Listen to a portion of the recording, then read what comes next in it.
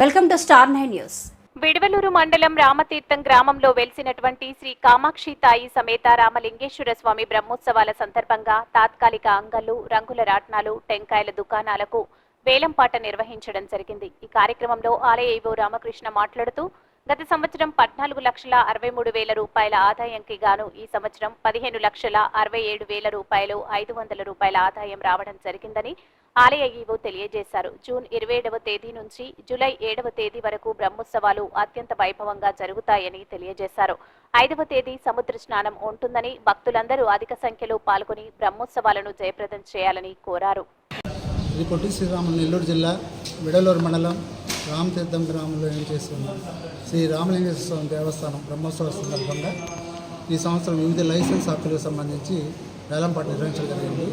5 licence హక్కులకు వేలంపాట నిర్వహించగా 3కి మాత్రమే పాడతాలు ముందుకొచ్చి పాటలు పాల్గొన్నారు.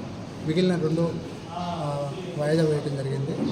తాత్కాలిక అంగళ్ళు నిర్వహించుకునేందుకు తర్వాత కొబ్బరి చిప్పలు సేకరించుకునేందుకు ఈ 2 హక్కులకు ఎవరు పాటలు పాల్గొనడానికి ముందుకు రానందువల్ల పాటను వాయిదా వేయడం జరిగింది.